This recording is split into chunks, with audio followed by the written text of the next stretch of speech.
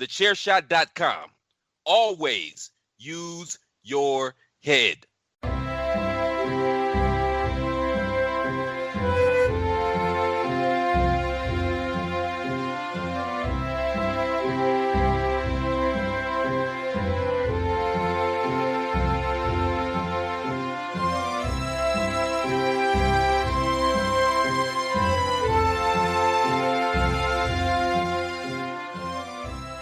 Hello, everybody, and welcome to another episode of the Badlands podcast, the only podcast out there that is 100% chiseled and is proudly part of the Chairshot media group. I am Mags, and with me today, my podcast wife, Mr. Paul Talley. Paul, how are you? Looking very stressed there, looking like you've rushed your picks.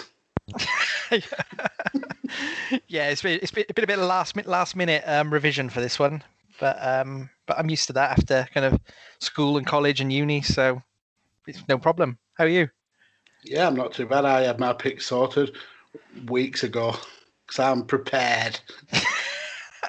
Well, you know which topic's coming up and when it's coming up. That is very true. But this is a topic that we've been looking at doing for such a long time. So I already had my picks in hand. Just needed to finish up a little bit of the research. But yeah, let's introduce our guest. And it's someone who, without this guest, this show wouldn't be a thing. None of the podcasts that I've ever been on would be a thing. He's been one of the most supportive and just one of the best people I've had the opportunity to deal with on wrestling Twitter. If it wasn't for him and Chad, I wouldn't have had a network to plough my podcast wares on. It's the one and only Diesel. Diesel, how are you? I'm doing good. That was a really nice introduction that you gave me there. And I mean, I have to say likewise, if it wasn't for you guys asking questions on our podcast, I mean, we wouldn't even have started a network. So really, should be thanking yourselves. Yeah, because I do every day, because I'm absolutely awesome. No, but honestly, if it wasn't for you guys taking a chance on my idea of a podcast without any kind of not even a pilot episode, I wouldn't have even got as far as I did, and I certainly wouldn't have had the confidence to be with Paul and doing Badlands. So yeah, this is all down to you and you taking a chance on little old me. So yeah, I'll always appreciate that. Likewise. So in case someone listening to this show hasn't heard of a View from the Top Rope or doesn't know about Visionaries Global Media, I don't know how they don't, because we literally mention it every single week. But yeah, tell us a little bit how the podcast started out, that kind of manifested into a full blown network. Well, if you have never listened to View from the Top Rope, like Meg said, what are you doing? Like, seriously, get out there and listen to it. It's a great podcast. It's fan interactive. Like, we ask for your questions, and that's basically all the podcast is. We answer your questions, and it can be about anything. It doesn't have to be about wrestling. We've answered, like, what kind of underwear we wear before, and, like, toiletry questions and, like, anything. So if you haven't listened to that podcast, get out there. We have a whole backlog of 175 episodes on Visionaries Global Media, where you can find a number of Meg's other podcasts, which I'm sure you've listened to.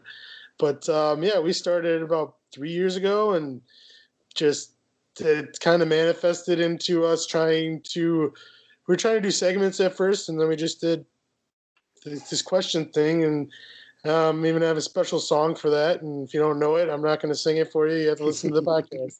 And decided that we wanted other people to come along on the ride, and we started this network to give other people voices. And we're like CM Punk. We're the voice of the voiceless as the network. Yeah, and I remember when you set up a little faction for me and Paul. We were called the Tollygons. I was pretty proud of myself coming up with that, to be honest. That was a good one. That was good. I love the way the show evolved, because, like as you said, it did start off. The question was actually a segment, wasn't it? And then it just spawned out into its own thing, and it's awesome. Yeah, we had a number of other segments as well. We did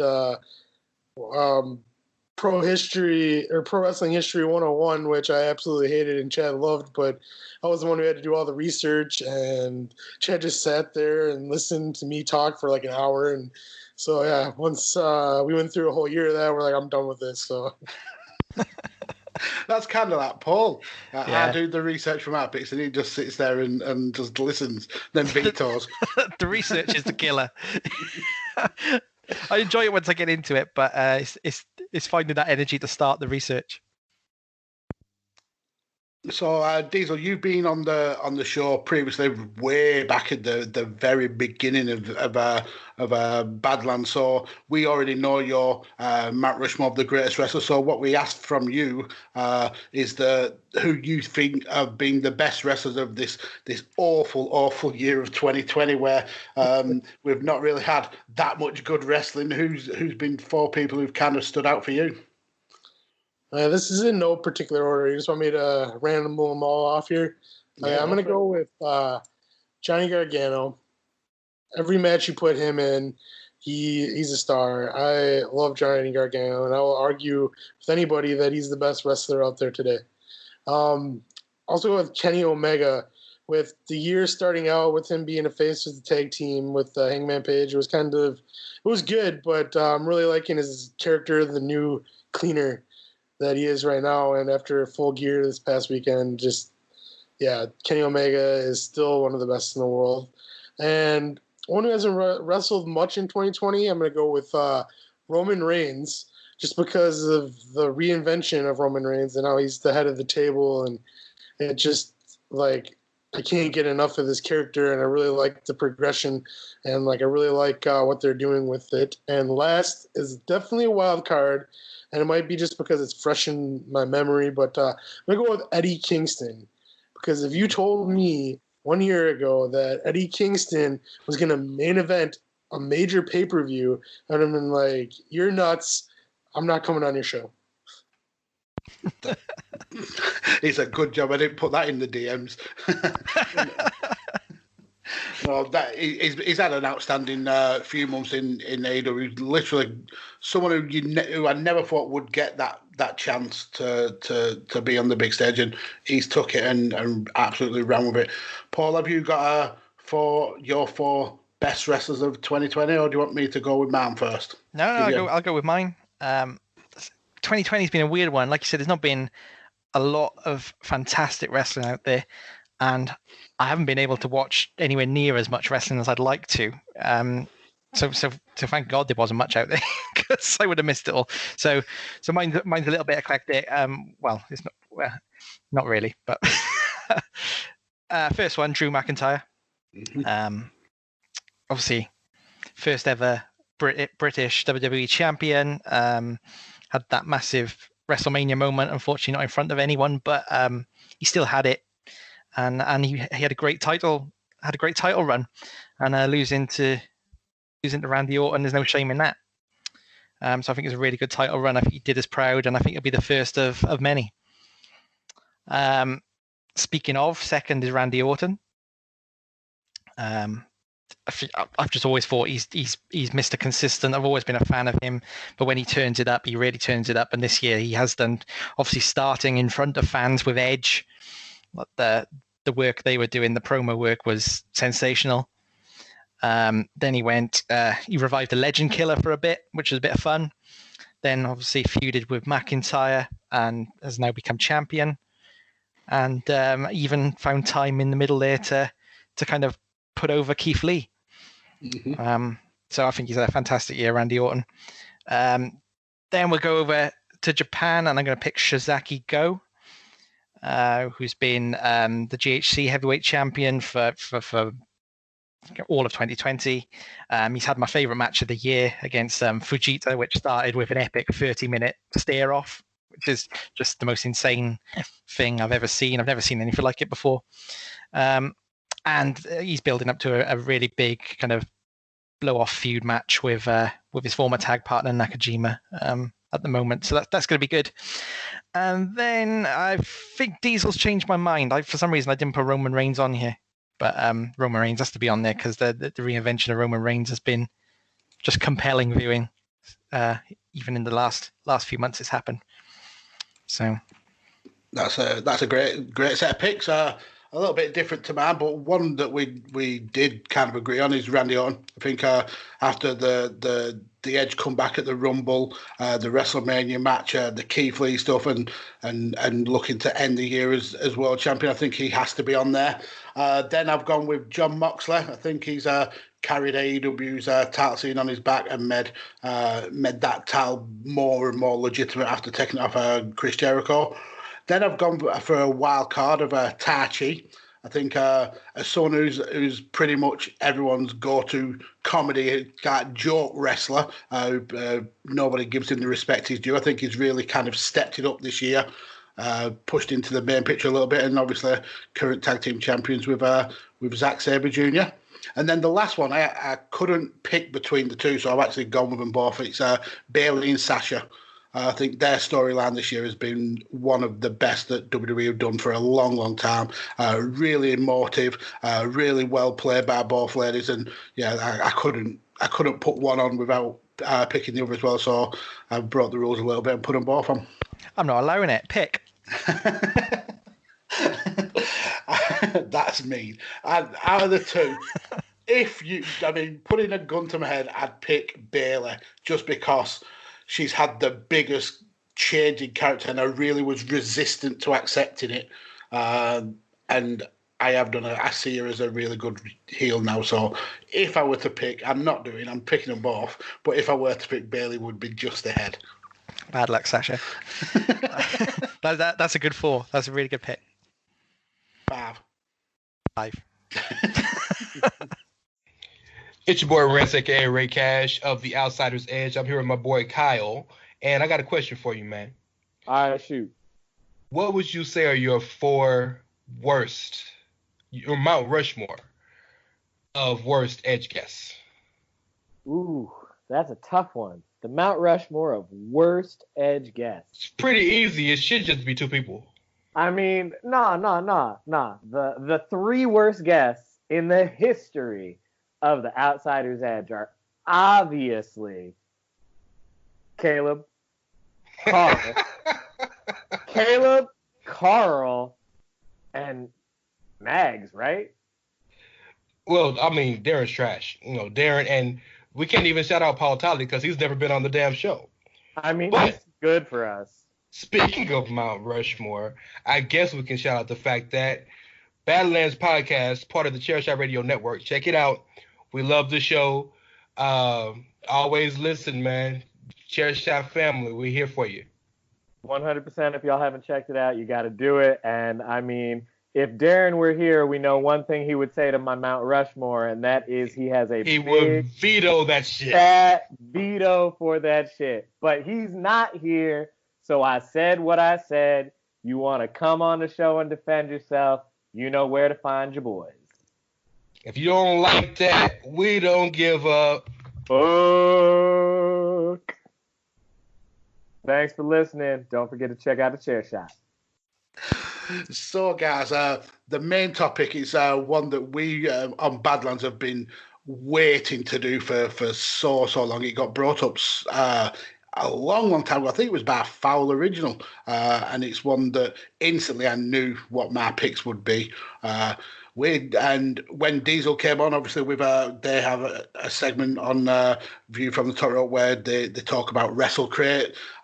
It made perfect sense. With Wrestlecrate, you get a lot of merchandise, sometimes wacky merchandise, and the topic we're going to go with is the Mount Rushmore of wacky or weird merchandise. So, Diesel, what is your first pick on your Mount Rushmore of wacky or weird merchandise? I just want to preface before I give you my first one. I thought there was a number of ways that I could go about this. I could do research and find out the wackiest things they ever put out there, but I decided to go with things that I actually physically own. And 3 of them came from Wrestlecrate, and 1 of them I've gotten as a gift. But the first one I'm going to go with came from Wrestlecrate.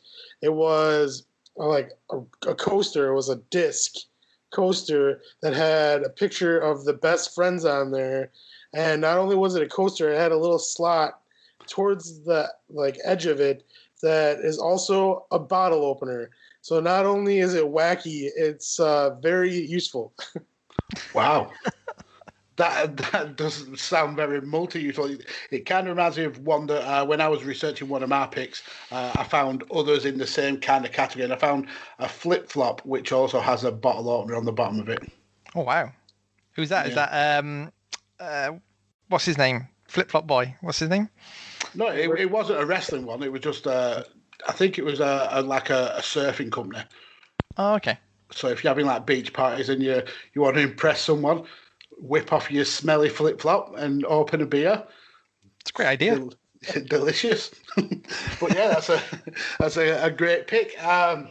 Paul, do you want to go first on this, or do you want me to go first? Go on, I'll take it. We'll build up the suspense for what I hope is coming.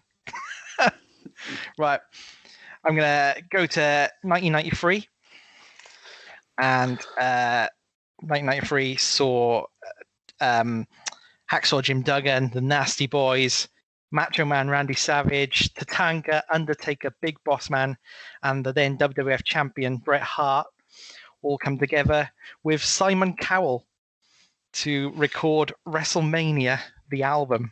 Oh. I own, Diesel, I own this. I own WrestleMania, the album, on cassette tape. And it's just the weirdest listening experience. As a wrestling fan, I think you can have. Even weirder than Jim Johnston's Uncaged, if you've heard that. It was essentially those set of wrestlers cutting promos over backing tracks of slap bass and kind of stock Waterman and Aitken beats. It's really bizarre. Starts off with the WrestleMania theme, which is obviously decent enough. You know, whoa, oh. They used that for years for WrestleMania. When they played it, you knew it was coming. So that was a good track. There's one questionable moment on it, which is, well, two questionable moments, in fact. The fact that the very first line in that song is, "Are you ready for Survivor Series?" In the song for WrestleMania. In the song for WrestleMania, the very first line is, "Are you ready for Survivor Series?" And there's a part in there where the Nasty Boys warn the listener that you're going to get nasty stuff down your right down your throats all the way through 1993. That's weird. That's disgusting. And as far as I remember, it didn't happen, so it wasn't true either. So lying as well. Yeah. But obviously, as good as track that was, is once you go beyond the title track and get into the deep cuts is where the magic happens. I didn't mention as well, but Big Boss Man is great on the WrestleMania track, as he's great in everything. It would be. Big Boss Man's line is, "Ever since I was a little bitty boy, little bitty boy," I love that, "I wanted to do one thing and one thing only. That be a law enforcement officer. Treat other people how you want to be treated. Try to walk the straight and narrow. That's the only way to survive in this life." So truer words have never been spoken. I know, but what happened to Big Boss Man? He was so virtuous when singing that line, and as we all know, as we discussed many times, what he went on to do to poor Big Show and Al Snow, he lost his way a bit there. So we go into the deeper cuts. First, we get Hacksaw Jim Duggan, who again it doesn't sing; it's more talking, and his one's weird because he kind of just explains his preparation process for a match, as if he's talking to like Louis Theroux or something. It's not even a promo. It's just he says something like, "The guy, I know the guy's probably trying to make a name against me, so I'm a little bit apprehensive." It's bizarre. That's followed by a kind of unremarkable Nasty Boy stomp, which sounds like the Inspector Gadget theme. Bit like that, yeah. Then we have the PS de la Resistance. I can't speak French. Never Been a Right Time to Say Goodbye by Bret the Hitman Hart. And this is a spoken love ballad by Bret the Hitman Hart, complete with like a Pete Waterman vocal group chorus. And It's like a Jason Donovan song, but with Bret Hart talking over it. Bret Hart was the WWF champion at this time, and he did this. My favorite line: "I know lies will only hurt her, and I could never deceive her in that way. But either way, she'll end up crying." Oh, very, very prophetic considering what happened to him and how he left the WWF. True, yeah. Next, when Survivor Series '97 happened. Yeah, exactly. Watch out for Survivor Series. Are you ready for Survivor Series? It was all in there. It was all in there 4 years on. You think it's like an Illuminati wrestling thing? Simon Cowell knew every angle for the next 10 years. Next was The Undertaker, who just kind of professed sinister growled threats over a really early 90s funky beat, like the theme tune to Sister Sister or something. That was an interesting one. And then the whole album is rounded off again by our favorite Big Boss Man, in kind of like a Kenny Loggins-esque, wonderfully kind of homoerotic tune about why he wanted to become a law enforcement officer. All in all, fantastic album. I don't even know why I'm putting it forward. How this ever came to be, I don't know. It's like Simon Cowell's one of his first projects in music was to create WrestleMania, the album. And he went on to be one of the richest men in entertainment. He did. This flopped, and then he found Robson and Jerome. Yeah. Wow. But if you haven't heard WrestleMania, the album, go seek it out. It's just unreal. I've listened to it most of today. Wow.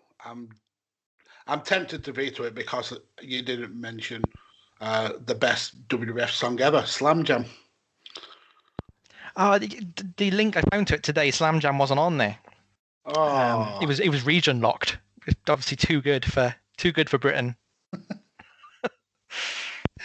It can stay on. It's an outstanding pick. Diesel, have you got the WrestleMania album? I didn't even know it existed, to be honest with you. This is a mind-blowing moment for me. Straight to YouTube after this. It's genius. Oh, yeah, for sure. Straight onto Spotify. It reminds me of, do you remember The Simpsons did an album with like Do the Bartman and that? I think they did a few. Yeah, that must have been a Simon Cowell project as well. All the beats sounded exactly the same as the Simpsons album, Just lifted from which I also owned. Yeah. Oh, Paul. I thought you had decent music taste. Clearly, I was very, very much mistaken. I was like 8. I had a tape around about the same time. I had a tape with Karma Chameleon on loop for like the whole 90 minutes of the tape. What, even when you flipped the tape over, it just carried on? Yeah. Yeah. I just recorded Karma Chameleon over and over and over again. What possessed you? Who hurt you as a child? I think it was the Nasty Boys. You get something nasty in your throat. All through 1993. But Terrible, we don't talk about that. We've repressed those memories. So with that note, Diesel, let's go to you for your second pick, sir. Don't you have to do one? I'll do mine next. Me and Paul sharing a Mount Rushmore. We only do 2 each. We the guests do all the work. Yeah. Okay, well, I got another one. So speaking of music, in one of the Wrestlecrates that I got these red earbuds, and they were Rock and Roll Express themed. And I mean, they were just normal earbuds, but Rock and Roll Express on the case, Rock and Roll Express on the little thing behind the speaker on the earbud. I thought it was really interesting, and actually they came in use because I was actually looking for earbuds the other day ago and found these sitting in my box. So they sound actually quite awesome. I don't think that's weird at all. My missus is addicted to watching crane grabbing machine games on YouTube, and one of the accounts she watches, he gets a lot of earbuds. He got some McDonald's one, and they were like a little packet of fries on the back of your ears. Yeah. She's not here to defend herself, but she's addicted to what? Do you know like crane grabbing games where you like control a crane and they go down and they grab like a teddy and then like in the arcades? Yeah. Okay. Are you calling Mrs. Mags a weirdo? Because I will tell her. Not at all. Not at all. Is she just as addicted to playing them, or just prefers to save her money and watch it? I don't know. We don't play. We don't have like an area where we go to play them. She just likes to watch, I suppose. Fair enough. Yeah, she's weird. I'll admit that she's a weirdo. I'm sure she got plenty of secrets about you, what you like to watch on YouTube. And with that, I'll definitely go to man first pick then. Oh, now should I go with the pick that we're all waiting for, or should I leave that and tease it for the end? Well, I've deliberately not gone for it because so you won't have to worry about me stealing it, or will you? I'm not worried. No, you don't. So I'm going to go. I'm going to take us on a trip back to 2002, October the 7th, 2002. And that was the start of one of the most ridiculed wrestling stories of all time. So on Raw of October the 7th, we got a Raw roulette match where the WWE Tag Team Champions Kane and the Hurricane had to defend the belts in a TLC 4-team match against Spark and Bubba Ray Dudley, Christian and Jericho, and Jeff Hardy and Rob Van Dam. So prior to the match, Hurricane actually got attacked backstage, meaning that Kane was all on his own in defending those titles. But against the odds, the Big Red Machine was able to pull off the victory. But it was actually interrupted post-match by Triple H and Ric Flair, who revealed us they were the ones who attacked Hurricane. And they also revealed a secret, a dark secret, that Kane was actually a murderer. So then we come to the next week and Kane reveals details of what happened.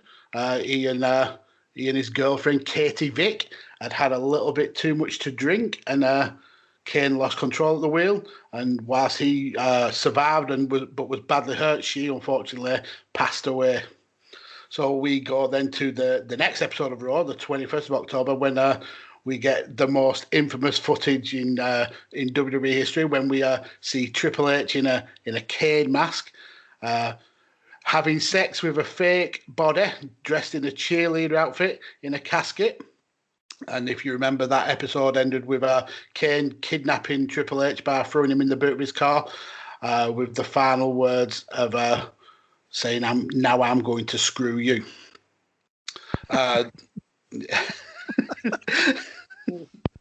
The WWE writing has been as good as ever. So then we get to the 28th of October, and this storyline had to die a very, very quick death, and that pun was absolutely intended. So Triple H was entering the storyline with Shawn Michaels, and the Katie Vick stuff needed to be wrapped up. So Trips brought the casket and the fake Katie Vick dead body into the ring in an effort to mock Kane. But Hurricane appeared on the ramp, and we got more footage. This time it was a doctor's surgery with a guy in a Triple H mask getting an enema. So this led to a main event of the show of Kane versus Triple H in a casket match, which was won by Kane when Triple H was super kicked by Shawn Michaels, which meant that Kane was able to close the casket and win the match. Now that, to me, doesn't relate to merchandise that much, but I've actually mentioned the merchandise in that little rundown of the angle. Now, is the merchandise the Kane mask, or is it the Triple H mask? No, obviously it's not. It's the cheerleader costume. So it was a blue and white frilled top and skirt, complete with matching pompons, and just to go a bit more weird and to like really cement how awful this was, the guys over at Wrestlecrate.com actually bought one of the outfits, and it actually came with a lot more than the skirt, the top, and the pompons. So what I've done is I've took what the article that they wrote, and I'm literally going to read it verbatim because there's no way my words can give this the justice it deserves. So it starts with, I open one of the first baggies, the one that says all sand scribbled on it, apparently by a 3-year-old with his first Crayola. And this is what I found.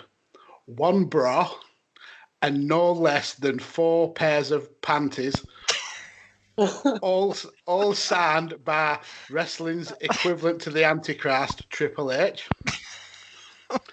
So for all those sickos out there, you know who you are, you will be glad to know that our favourite deceased pom-pom gal was a 36C, even though she looked much smaller on TV.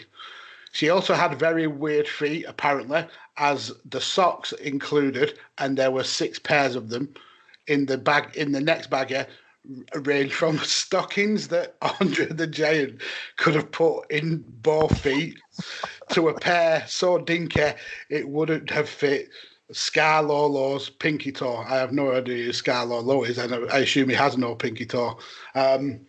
They also received a certificate of authenticity signed by Linda McMahon. But this is where Wrestlecrate outdo themselves. You know what would have been really great if she had actually signed a pair of the panties. Imagine how much some Linda McMahon signed panties would go for on eBay. The highlight was actually the outfit itself. It actually looks very well made. Perhaps if I lost 150 pounds and my penis, I could dance around in it. To the delight of no one. As I scattered everything across my floor, I looked at my bounty. 1 cheerleader outfit, 3 pom-poms. I dare not even ask how she waved the 3rd one. 4 pairs of panties. A bra signed by the worst wrestler of all time, and 6 pairs of socks. So the first one I'm putting forward is Katie Vick's cheerleader costume, underwear, and socks. Why so many panties and socks? Why signed by Triple H? Trips, we need you to sign these panties. I had no idea where you were going with this at all. I thought we were doing story time with Megs for a minute, but I would say that's worth it. And you're putting all mine to shame. I can't beat that, so I can only imagine what your next one is. That's a real. So who did WWE? I assume WWE sold that. WWE If it was signed by Linda McMahon. It was not. The certificate of authenticity was signed by Linda McMahon. Yeah, that's what I mean. Yeah. The stuff was signed by Triple H, including the bra and the panties. So Kane didn't sign any of it. Obviously not. Maybe he was still hurting. Maybe it was like too raw for him. Could you get Triple H's enema pipe or whatever it is? Would you want it? I'm sure someone would. But Paul, does that stay on the Mount Rushmore of weird wrestling memorabilia? Oh, definitely. Absolutely. That's incredible. I can't believe the WWF sold it. Yeah. I thought it was from some like weird sicko website or something. The fact that WWE sold it is that's what keeps it on there, definitely. So let's go to you, Diesel, for your 3rd pick. I'm just dumbfounded right now. I don't even know. Diesel's like, I wish I didn't agree to come on this episode now. A little bit, yeah. But, I mean, I guess I'll keep on chugging along. I got nothing that compares to that. My next one also came out of a wrestling crate, and it was a wrestling fan. It was a little fan you just plugged into your phone, and it just blew air at you. What's That's a little bit of a come down from some sand worn panties from Katie Vick. Well, it's like a good pay-per-view. Like, you have a big match, the crowd's super invested. You need to like bring them down so you can bring them back up for the main event. That's what you asked me to be on the show for, isn't it? It's the perfect palate cleanser for the horrific merchandise that we're going to come up with. Was it shaped like a wrestling fan? No, it just said wrestling fan on it. So it wasn't a fan. Yeah, that's why I thought it was weird. It would have made more sense if it was shaped like a wrestling fan. But no, just a little fan that said wrestling fan on it. Oh, that would have been a good pun. Yeah, there you go. You guys picked the wrong guest for this episode. I think we've picked the perfect guest because we get to inform you of this horrific merchandise that you're missing out on, Diesel. Add these to your collection. Oh, I mean, if not for me, I can get him for Chad. Christmas is coming up. Exactly. He'll like my next pick. Believe you me. Okay. Your next pick as well is obviously the gift. So it keeps on giving. The next one is you're going to call someone out for their gift. So look forward to that one. Do you want my next one? Go for it. Okay. Right. I'm going to head to the UK again. And we're gonna head past kind of Simon Cowell's big mansion in Surrey, paid for by Leona Lewis's A Moment Like This and Bret Hart's Never Been a Right Time to Say Goodbye. All hits. And instead, we're going to head to the Danbury Mint, where 100% satisfaction is always guaranteed. Now, the Danbury Mint, for anyone who's not familiar with it, is you usually find it on the back page of your TV guide, if you still buy a TV guide, and they kind of sell all sorts of like celebratory coins and teddy bears and plates, basically celebrating fucking anything that's ever happened that's remotely interesting. But most freakishly of all, they sell porcelain dolls. And this one is absolutely terrifying.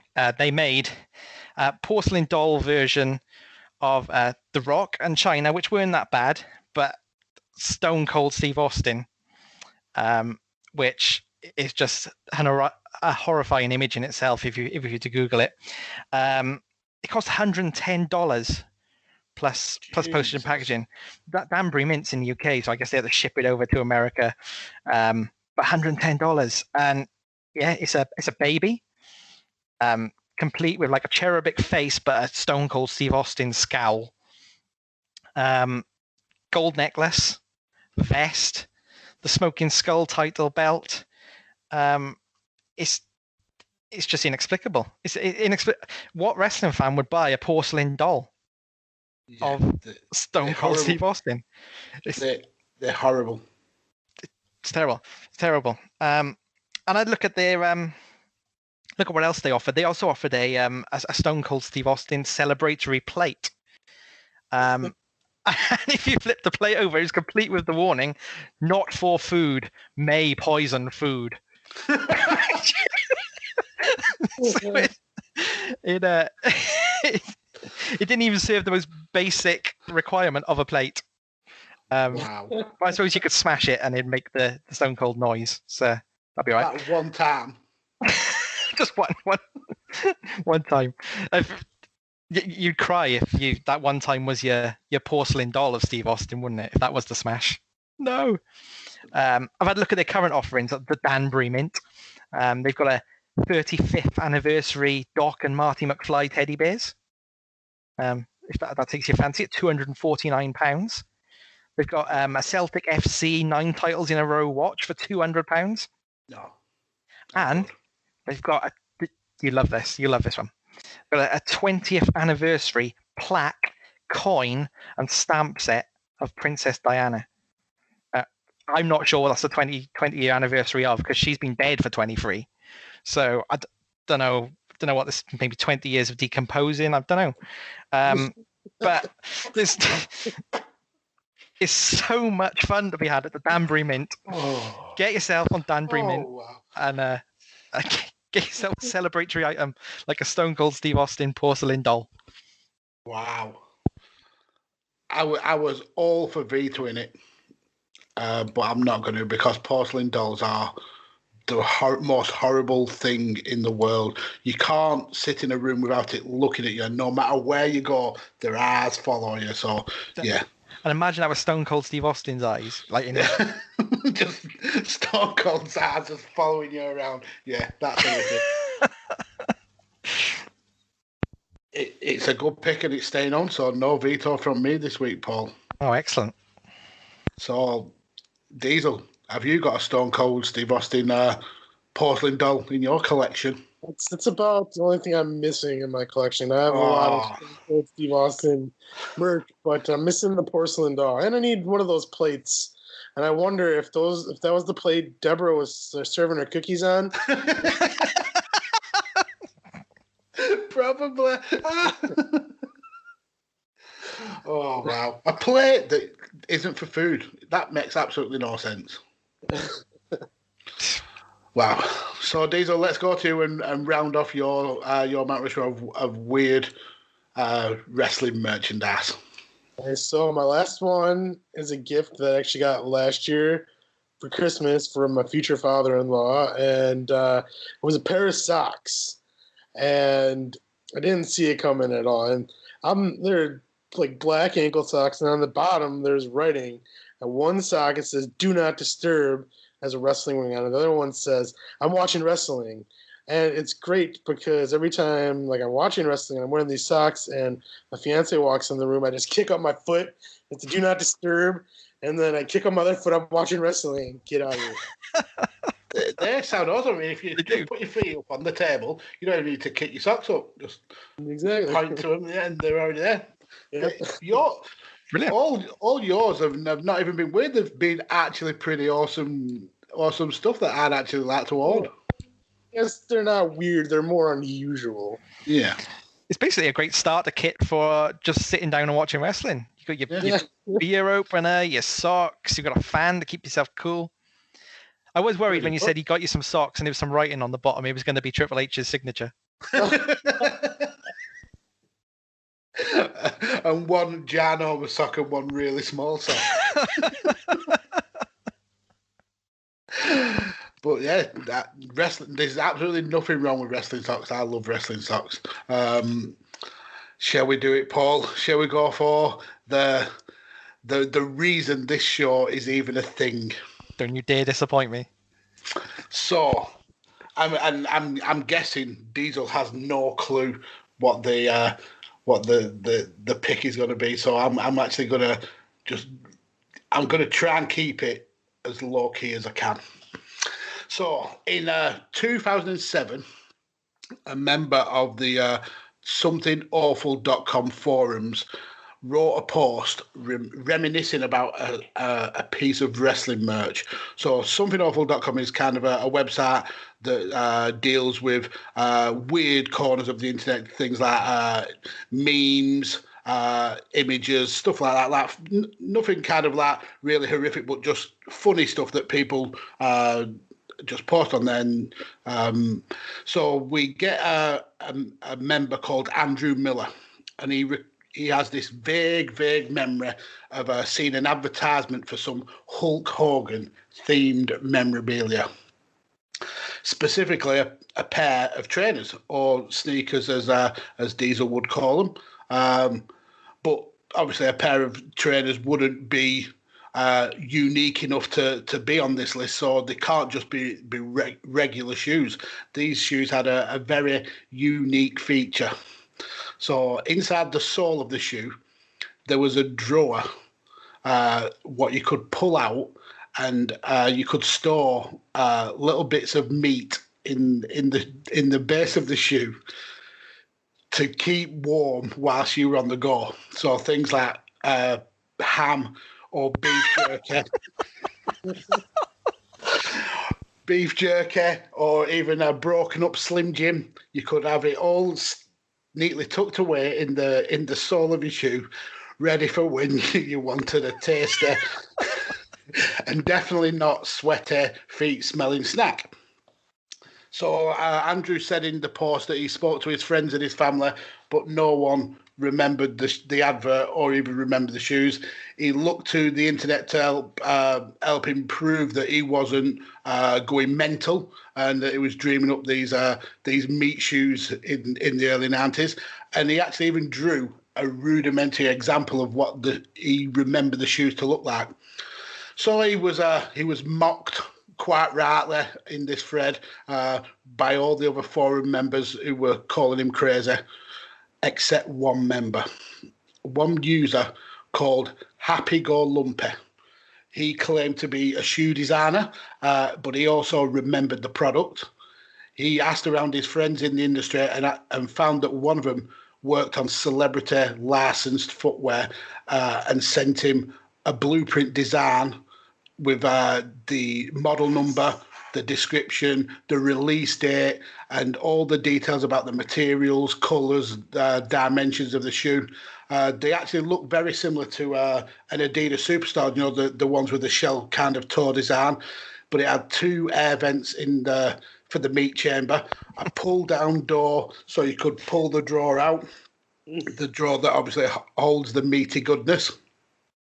So this actually sparked this thread into life, and there were quite a few attempts to bring this product into reality, and that's where I found the image of the flip-flop that had a bottle opener on. There's someone also had a MacGyver style flip-flop that had a lockable safe in the bottom of his sole.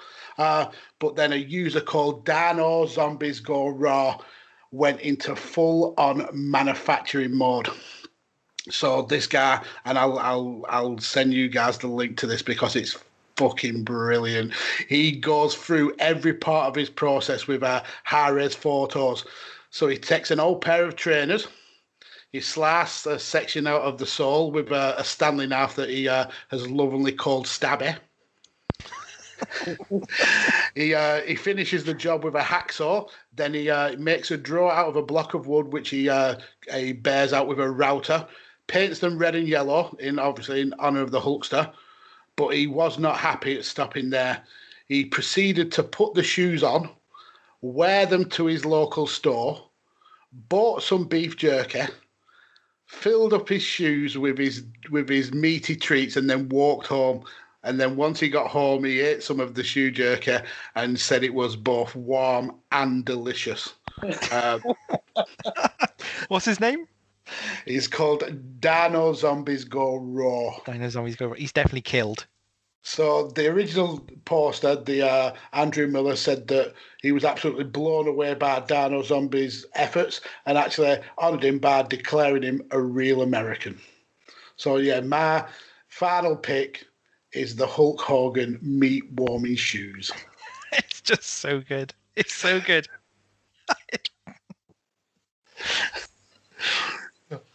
I don't even know what to say about it. Yeah, I'm switching. Would you have a pair? Definitely. Would you make your own pair now that the plans are out there to do so? Well, I don't have a stabby, so I need to get the tools first. Question is, what would poison you first? Meat warmed up in the sole of your shoe, or Stone Cold Steve Austin's poisonous plate?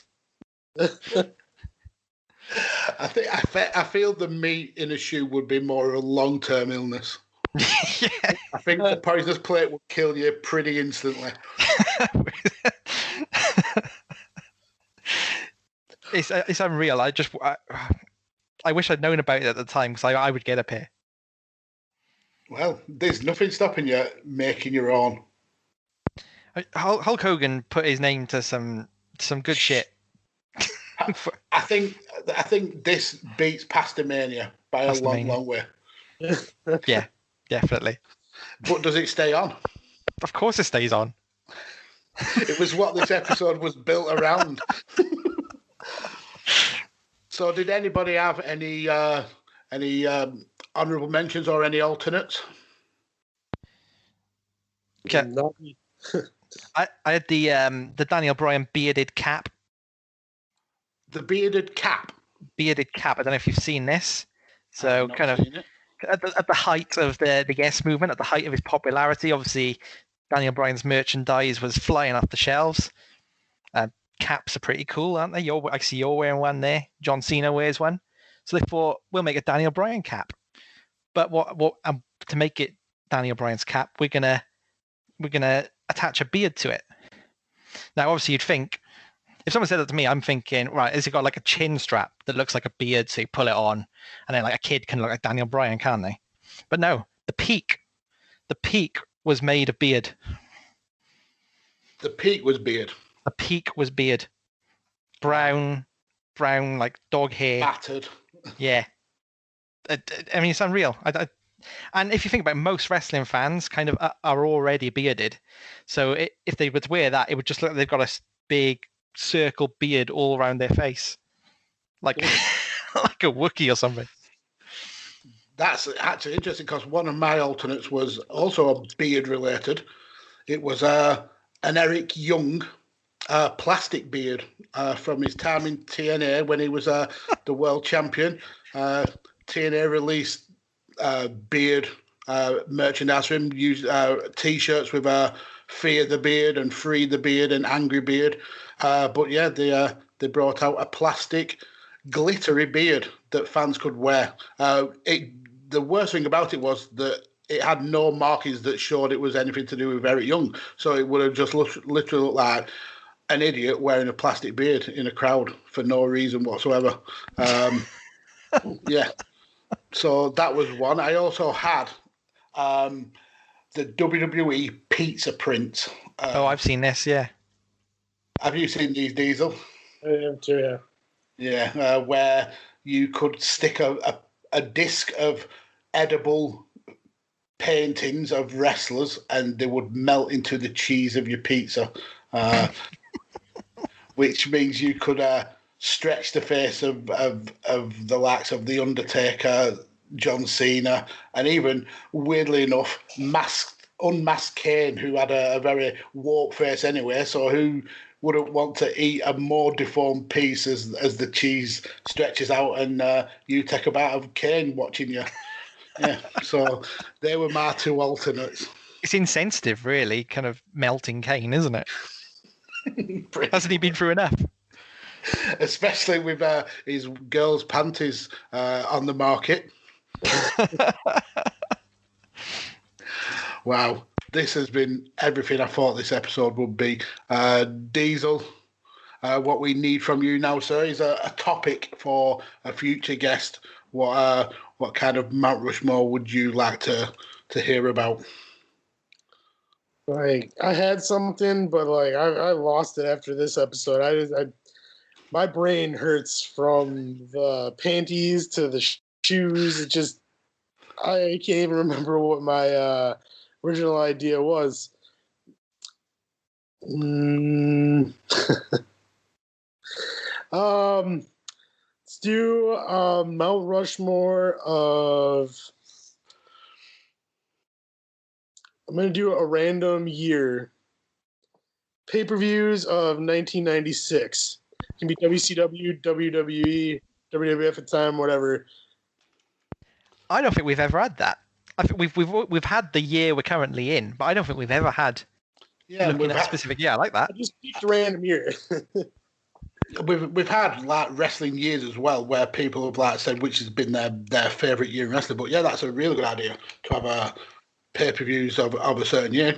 Great topic, Diesel. Where can all the Badlands listeners find you? Where can they find View from the Top Rope and Visionaries Global Media?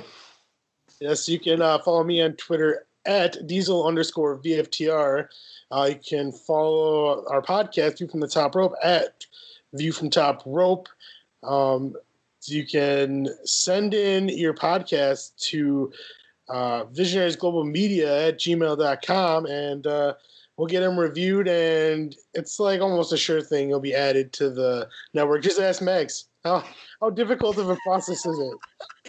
It's not difficult at all, but in saying that, absolutely, if you've got an idea for a podcast and you need a home for it, there's not many better places to be than Visionaries Global Media. The support that I get from there on a daily basis is unreal. These guys are absolutely awesome and some of the best people I've ever met on wrestling Twitter. So yeah, definitely get involved with them. Definitely go and check out their content. It's way more classy than our stuff.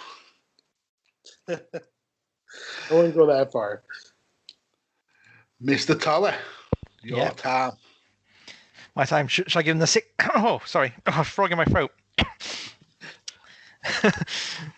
I've been getting too good at this outro, so my body's physically stopping me from doing it now.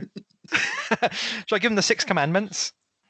Let's do it. Let's do it. So, first off, head over to Twitter. Give us a follow at Dej Kirkby. That's at DEJ Kirkby and at Rain Counter. Give us a follow. We'll follow you back and let us know kind of. There must be so much crazy merch out there that we haven't touched upon and we don't know about. So drop us a tweet telling us about all the good stuff we missed.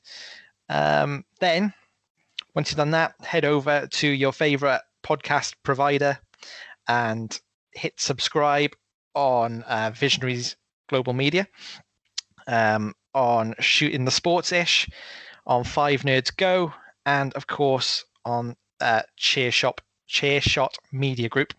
And across those channels, you'll find all sorts of varied podcasts, both with me on, with Darren on, and from loads of other brilliant content creators as well, like Diesel here, View from the Top Rope. Loads of good stuff, keep you entertained for the rest of your life, basically. That's and you can find all your hard-hitting pro wrestling news and opinion over at thechairshot.com. Well, I'm off to go tuck into some meat that's been cooking in my shoe. I listen to WrestleMania the album. What a way to end a night. Always use your head.